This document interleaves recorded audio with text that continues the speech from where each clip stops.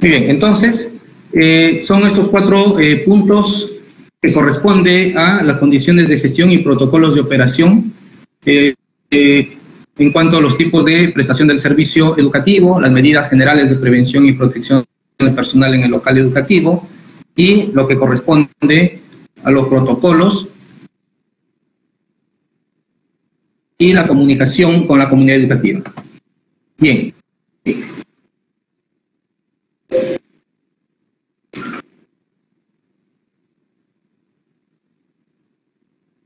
Al mismo tiempo, advertir lo siguiente. Al abordar este punto,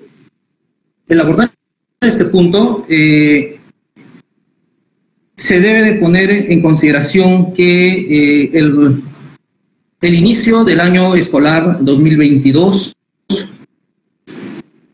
primero, no va a ser tan sencillo, ya como algunos directores, estudiantes, padres de familia, incluso lo han podido comprobar en estas últimas semanas, los que iniciaron alguna actividad semipresencial.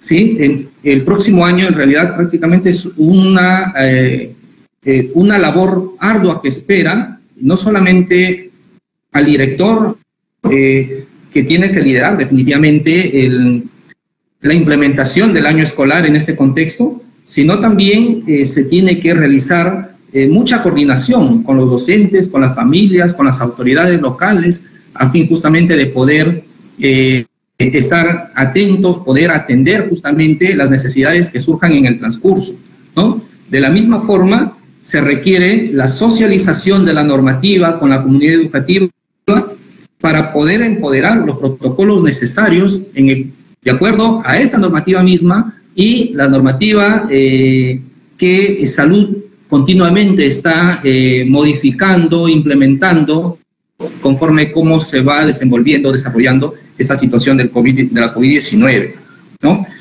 Advierto también o adelanto que no solamente esa normativa, sino todo lo que tiene que ver con la prevención y control del COVID, definitivamente será necesario de la implementación de sesiones o experiencias de aprendizaje con los estudiantes, a pesar que ya están transcurriendo 2 años, pero definitivamente la única forma de prevenir o controlar o de no de repente contagiarse de este virus es justamente la información, mantener activa la información, mantener vigente la información y de esa forma justamente poder sobreponerse a esas circunstancias, ¿no? Y finalmente, no solamente fortalecer o desarrollar experiencias de aprendizaje en cuanto a esta temática, sino fortalecer la salud mental y la resiliencia frente a casos que se presenten, porque el hecho que regresemos o se regrese a la semipresencialidad o la presencialidad, eso no significa de repente que ninguna institución educativa va a estar libre del contagio de alguno de sus estudiantes, docentes, personal administrativo, auxiliar o directivos.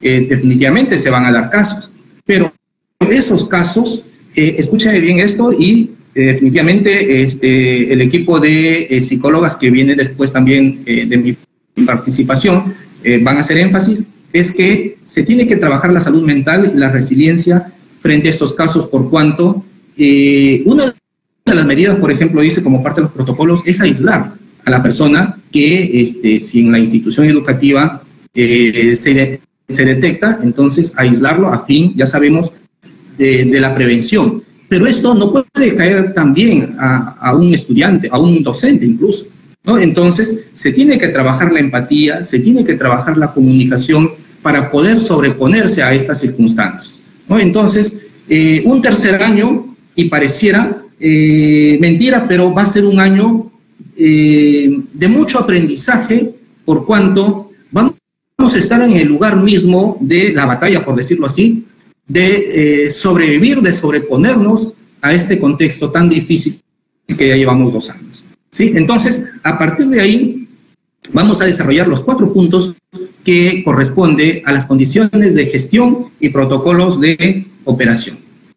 La primera parte, entonces, el punto 9.1, corresponde a los tipos de presentación del servicio educativo, ¿sí? Entonces, los tipos de prestación del servicio educativo, la norma especifica justamente 3 modalidades. La modalidad presencial, la semipresencial y a distancia. El servicio educativo presencial, definitivamente, está, ya lo han escuchado por los medios de comunicación, se dará para la zona urbana, específicamente áreas, ¿no? Pero también tiene condiciones, ¿no? Y las condiciones es que no debe de exceder el aforo máximo permitido. Y ese aforo máximo permitido definitivamente estará en función del metro de distancia que se debe de tener justamente entre una y otra persona, estudiante, alumno en particular, estudiante, docente en particular, que van a estar en un contacto directo en las aulas, ¿no? Entonces, la intención definitivamente es el retorno presencial de la comunidad escolar, ¿sí? Pero también habrá situaciones donde, por el tema de aforo, probablemente no va a ser posible que todos regresen al mismo tiempo, ¿no? Entonces, la segunda opción es la semipresencialidad. El tipo de servicio semipresencial. ¿Qué caracteriza a esta prestación semipresencial? Obviamente que es la combinación de actividades presenciales y a distancia, en un horario de lunes a viernes, para lo cual el horario tiene que adaptarse a las condiciones de la institución educativa, ¿no? De la misma forma también, tanto la presencial y la semipresencial, docentes, estudiantes y familias acuerdan los horarios y los medios y herramientas de trabajo, ¿no? Entonces, aquí justamente radica el tema de la comunicación que adelantaba al inicio, por cuanto se tiene que mantener, la comunidad educativa tiene que ser informada desde un inicio, y que eso lo vamos a enfatizar casi al término de esta exposición, cuáles son los puntos incluso que se debe de recalcar como parte de esta comunicación. Y la tercera modalidad, que probablemente algunas instituciones educativas seguirán en la modalidad a distancia, pero ese es un caso excepcional, porque la intención es justamente que vuelvan a lo presencial o semipresencial, ¿no? A cualquiera de esas dos modalidades. Y esto estará en función de la condición epidemiológica justamente que se presente, ¿no? O este servicio se dará con o sin conectividad. Y esas son otras de las condiciones también para que se pueda desarrollar el trabajo a distancia. De la misma forma, docentes, estudiantes, familias acuerdan los horarios y medios de comunicación, ¿no? Entonces, las modalidades están en respecto al aforo total permitido y la distancia física, pero asimismo también tiene que ver con las condiciones de riesgo de las personas, ya sean desde estudiantes, docentes, directivos, personal administrativo, auxiliares, de acuerdo a los casos justamente que le vamos a explicar de la normativa del MINSA también, ¿sí? Donde hay algunas enfermedades que definitivamente no van a permitir, o situaciones de salud no van a permitir un trabajo presencial o semipresencial, ¿no? Entonces, esos 3 tipos de servicios que se pueden dar, pero con una prioridad al primer caso del trabajo presencial o semipresencial. Bien, ¿cuál es el segundo punto de este apartado de la norma 531? El segundo punto es justamente las medidas generales de la prevención y protección del personal en el local educativo, ¿no? Entonces, ¿cuáles son esas medidas generales? La primera medida o la primera condición para que se pueda regresar justamente al trabajo presencial o semipresencial es que tanto estudiantes, docentes, toda la comunidad en realidad escolar tenga su vacunación completa en cuanto, y estimamos que para esa fecha, de marzo, ya estarían las 3 dosis para las personas mayores de 12 años, por cuanto ya han empezado estas vacunas, y los niños de repente de 5 a 11 años estarán en su segunda dosis probablemente, ¿no? Completa.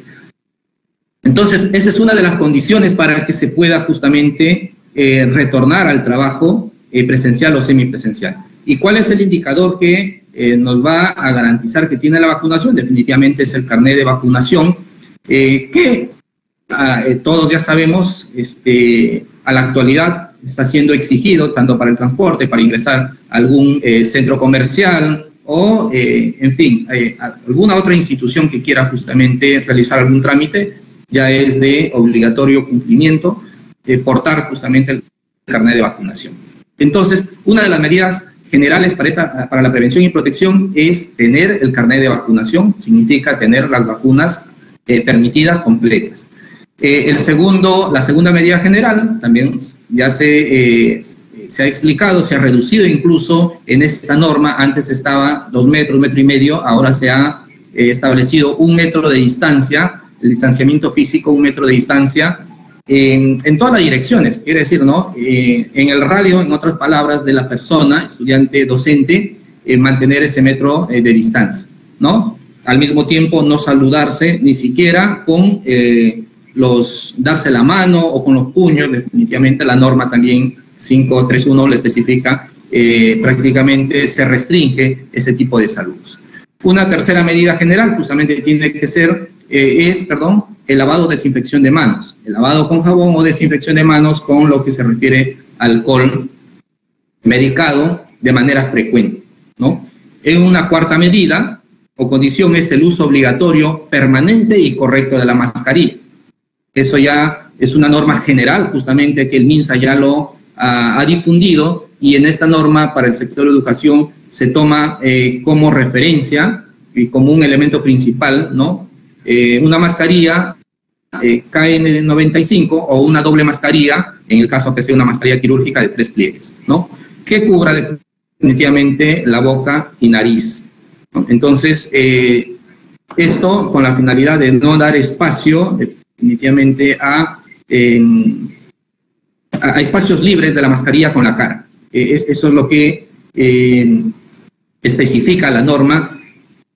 Y acá también, cuando yo decía al inicio que se tiene no solamente la norma, sino como parte del trabajo académico, escolar, se tiene que incidir en sesiones de aprendizaje, porque los niños, los jóvenes, a veces son situaciones de olvido o de confianza o sobreconfianza, ¿no? Y la incidencia, repito, será la única forma de recordar, de mantener justamente como parte de la prevención, usar la mascarilla, no solamente usar, sino usar de manera correcta, ¿no? Entonces, tanto el lavado, desinfección de manos, el uso de la mascarilla será un aprendizaje permanente para que de esa forma se incida mucho, ¿no? Se incida mucho en la prevención de los estudiantes en particular.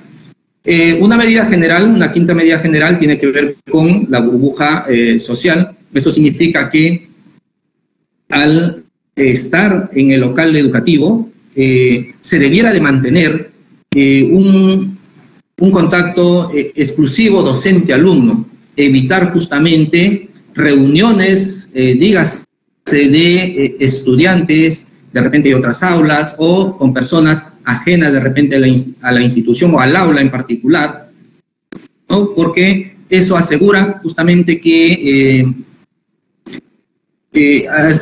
asegura o previene justamente el contagio al tener contacto con otras personas, ¿no? Entonces, y la sexta medida general tiene que ver con la higiene respiratoria, ¿no? Siempre hemos visto de repente antes de la COVID-19 que las personas siempre han estornudado al aire libre sin protección, ¿no? Y ahora lo que sabemos es que se debe de saber justamente hacer este estornudo cuando uno tose, cubriéndose justamente con la parte interna del codo o utilizando un papel higiénico, un papel desechable, a fin de que eso pueda justamente, al contener ese estornudo, todos esas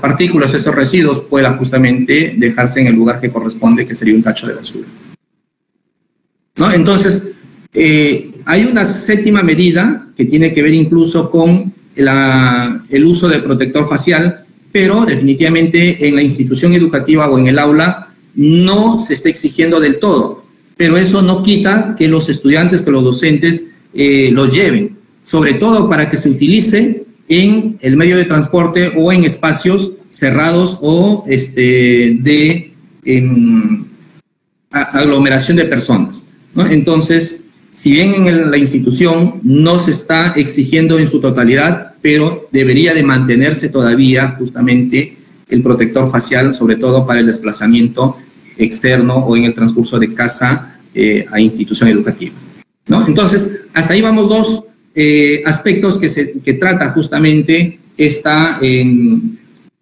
apartado de la normativa 5.3 en cuanto corresponde, ¿no?, las condiciones de gestión y protocolo de operación.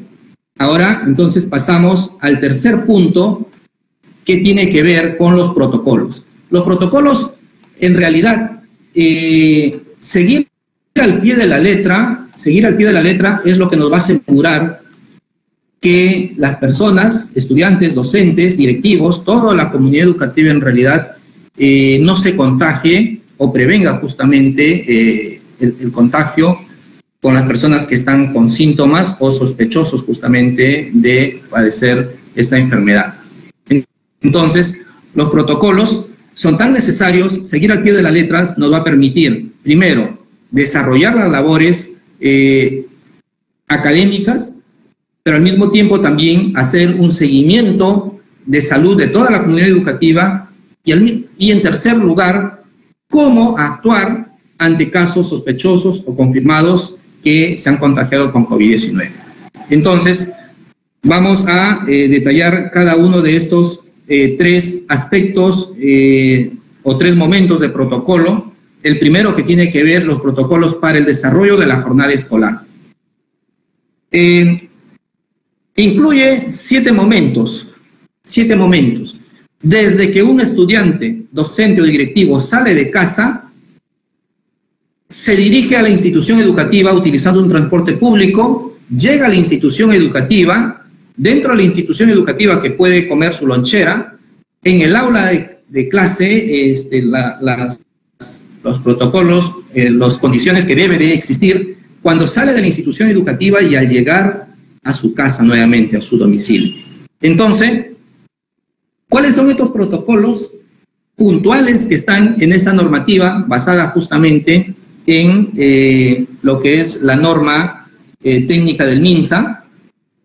¿Sí?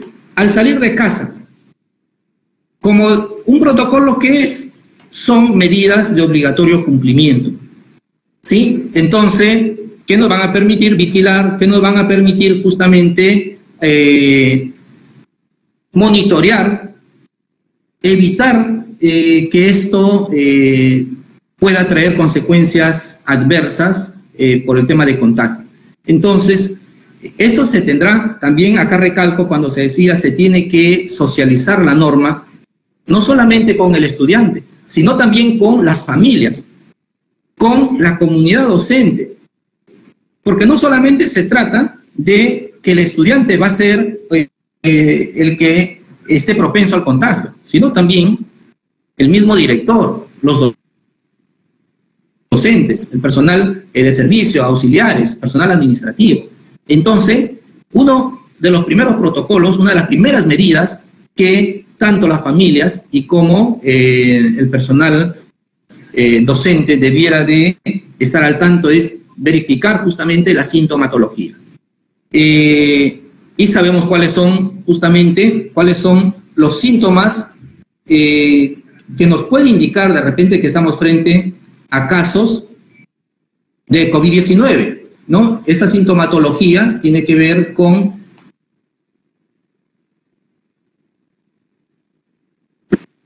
lo que es fiebre, lo que es justamente de repente dolor de cabeza, ¿no? Todo lo que definitivamente nosotros conocemos, dolor del cuerpo, en fin, son los indicadores que algo de repente está ocurriendo y mal. Entonces, verificar esta sintomatología, pero al mismo tiempo también se debe de realizar el lavado de manos de manera correcta, de la misma forma, ya sea con el lavado de manos con jabón o la desinfección también con alcohol y el uso correcto de la mascarilla. Entonces, al salir de casa debe de prever eso, lavarse las manos, desinfectarse y llevar puesta la mascarilla de manera correcta. Y en el transporte público o transporte escolar, ¿qué es lo que debería hacer? Y aquí para que se haga incidencia a las familias y a los estudiantes, el uso correcto de la mascarilla. Respetar el aforo también permitido en las unidades de transporte, estornudos, tener justamente o practicar la higiene respiratoria adecuada. Y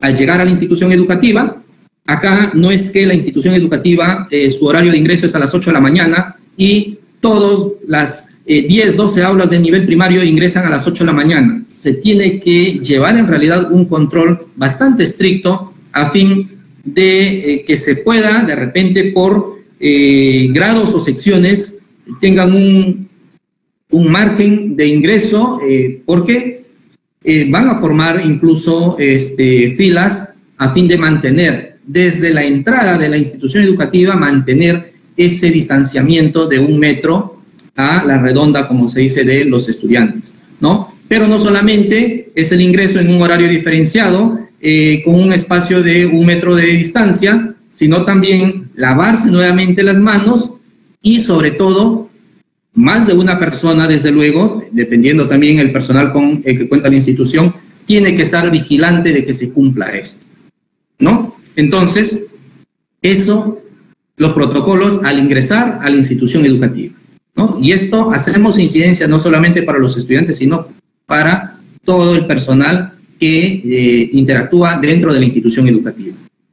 Ya también lo refirieron brevemente que el consumo de alimentos, los kioscos están definitivamente, se van a mantener cerrados, no hay autorización para la apertura de kioscos, los alimentos se tendrá que llevar, en este caso los estudiantes, los mismos docentes, en realidad los consumirán alimentos que llevan justamente en casa, de casa, ¿no?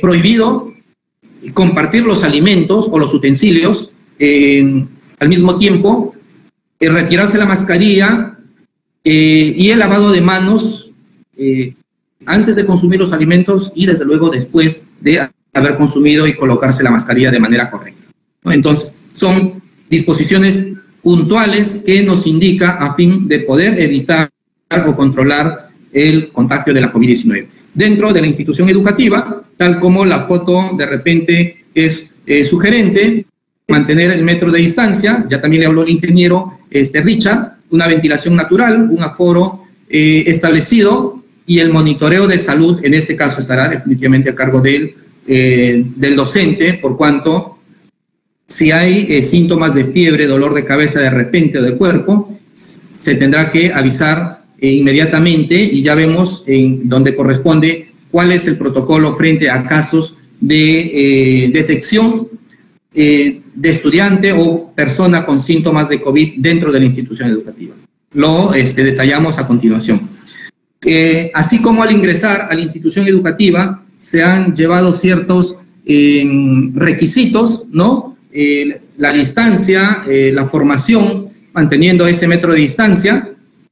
De la misma forma, justamente se tendrá que dejar la institución educativa en esas condiciones. El ingreso de los familiares no está permitido, los familiares tendrían que esperar en realidad fuera de la institución educativa.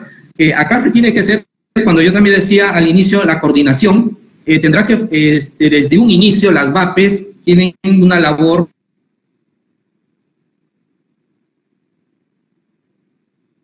bastante ardua acá con la policía, ¿no? Tendría que cerrar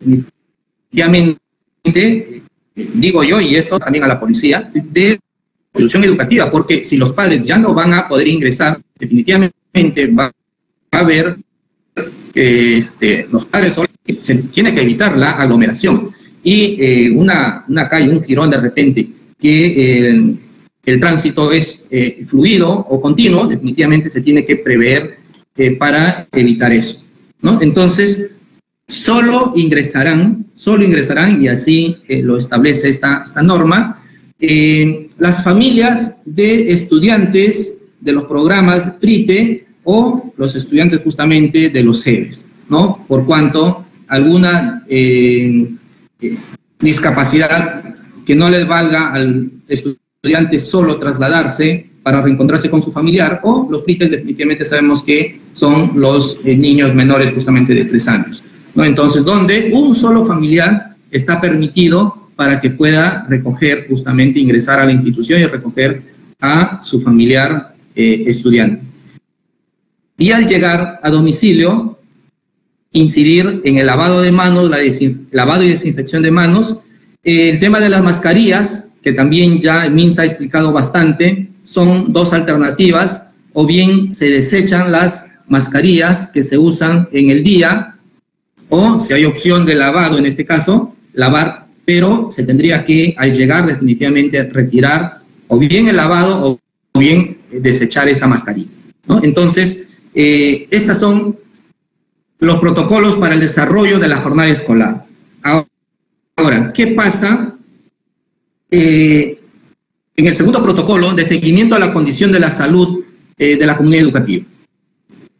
¿Qué pasa si se identifica personas que tienen síntomas con las personas que ya están confirmadas, y al mismo tiempo, ya hubo una pregunta anterior que pude ver en el chat, con las personas del grupo de riesgo a la COVID-19? Entonces, de acuerdo a la Directiva Sanitaria 135 del MINSA, las personas justamente que conforman el grupo de riesgo a la COVID-19, ¿quiénes son esas personas? Pueden ser una enfermedad renal crónica, una enfermedad pulmonar crónica, afecciones cardíacas, tales como insuficiencia cardíaca, enfermedad de las arterias, diabetes, obesidad, hipertensión arterial, embarazo, infección por VIH. Definitivamente estas personas no van a desarrollar una labor presencial, tampoco semipresencial. Entonces, desde un inicio, el director de la institución educativa tiene que identificar a las personas, ya sea el propio personal que trabaja en esa institución o a los estudiantes, a fin de que esas personas que están en grupo de riesgo definitivamente puedan continuar con un trabajo remoto, ¿sí? Entonces, ese es el primer punto de la condición, el seguimiento a la condición de la salud de la comunidad educativa. El segundo punto, el descarte de la sintomatología e identificación de casos. Esto hace referencia a que dentro de la institución educativa o dentro de un aula, de repente se puede identificar o tener sospecha de repente de que un alumno o un personal de la institución educativa está presentando los síntomas de la COVID-19. Entonces, lo que se tiene justamente que hacer es el directivo gestionar la identificación de casos asociados a la COVID-19 ante las autoridades competentes. Esto significa que el directivo tiene que coordinar de manera continua con personal de salud, informar incluso también a las autoridades de la UGEL, a fin, de que se puedan justamente hacer pruebas de descarte y en el otro caso de presentarse ya poder coordinar con las familias para que puedan dar atención, en el caso de los alumnos, de la situación de sospecha o contagio de repente de esta enfermedad. Eso por el lado del directivo, pero por el lado del docente, el docente va a jugar un rol importantísimo, más allá de lo que es la generación de los aprendizajes. El docente en el aula prácticamente va a ser el vigía frente a los casos de COVID-19, frente a casos de sospecha o casos probables de COVID-19, porque el docente justamente, primero, es el primer filtro, es la primera persona prácticamente que va a estar en contacto y que va a comunicar a los directivos, pero al mismo tiempo, ¿qué pasa con los estudiantes de repente que no están asistiendo o ya son 2 o 3 días? Entonces, de la misma forma, tiene que llevar un registro de inasistencias y a su vez justamente informar por qué o comunicarse con el familiar por qué no está asistiendo, ¿no? Entonces, eso nos va a permitir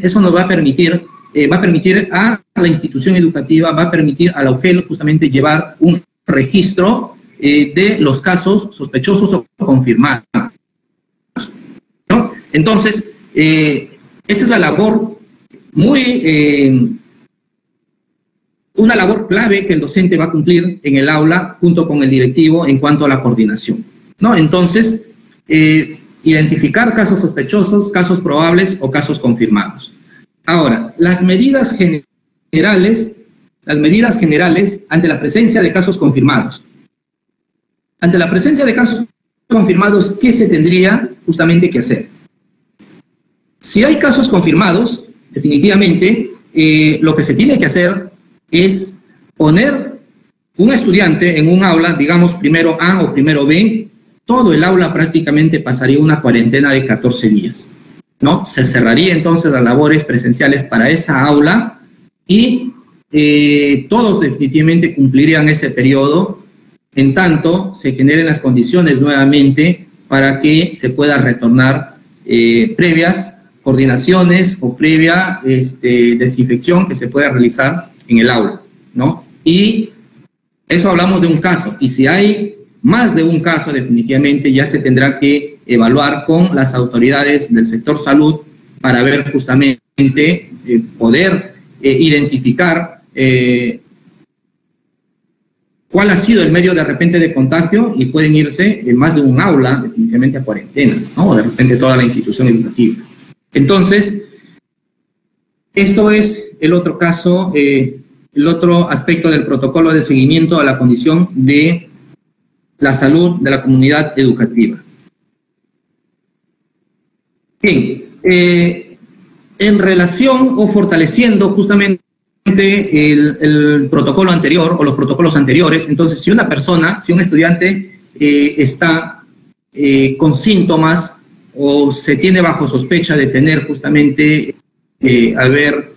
haberse contagiado de la COVID-19, entonces aislar a la persona en un ambiente específico, llamar a la familia para atención del paciente, si hay síntomas graves, solicitar atención médica inmediata, esta es la coordinación del director, y si la persona presenta síntomas al salir del colegio,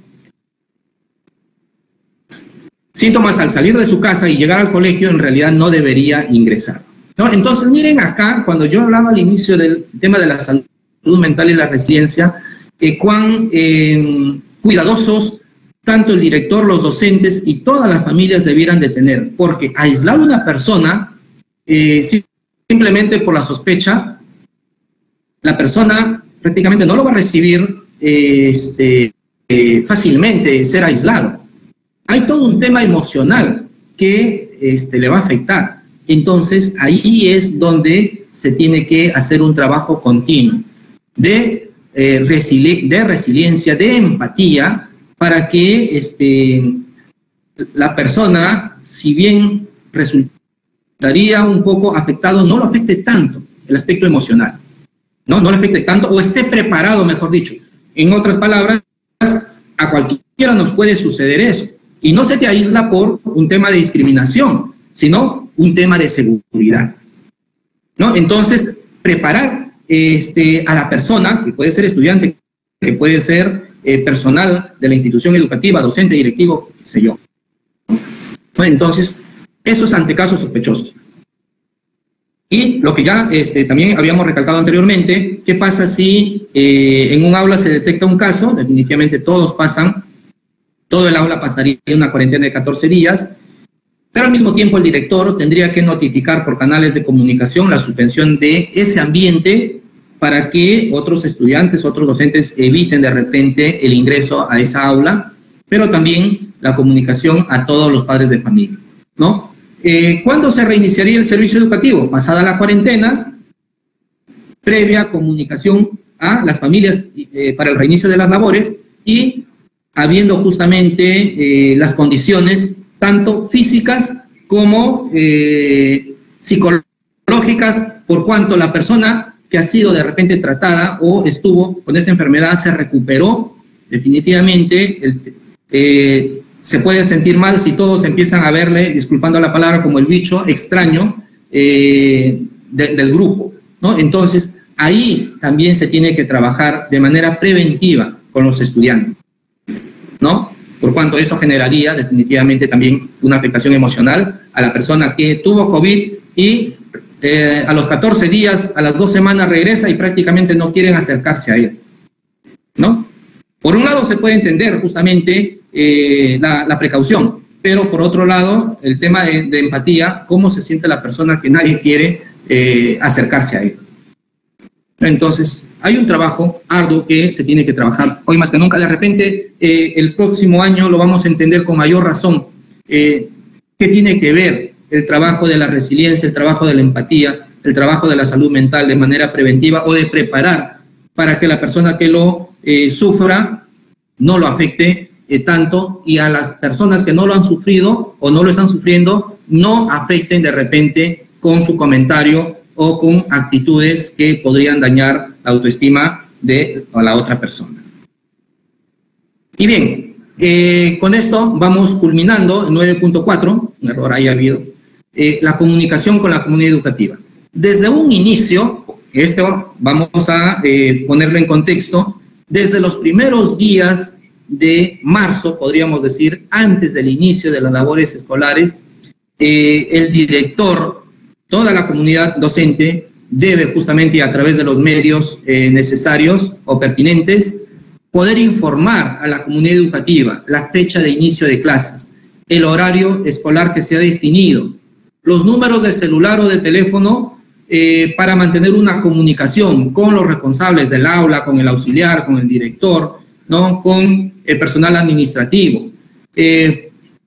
Comunicar la priorización de atención educativa en el modo a distancia del personal, justamente que conforma el grupo de riesgo, ¿no? Entonces, todos estos aspectos se tiene justamente que comunicar para que tanto estudiantes, tanto familias, tanto docentes, personal administrativo tenga conocimiento, pleno conocimiento, justamente pueda realizar su labor de la mejor manera y de acuerdo a las indicaciones, ¿no? Entonces, la información sobre el rol de los comités de aula en vigilancia y la implementación, prácticamente lo que se tendría que hacer, todos los protocolos y las condiciones de bioseguridad que se tiene que socializar. Hasta ahí prácticamente es mi intervención. En resumen, como decía al inicio, son todos estos aspectos, aspectos puntuales que van a permitir hacer posible el retorno de el trabajo presencial o semipresencial en las instituciones educativas, y lo que se debería de seguir al pie de la letra, desde que se sale de la vivienda, del domicilio, hasta que se llega y regresa nuevamente de la institución educativa a casa. En el transcurso, en el transporte, ¿qué es lo que se tiene que tener en cuenta?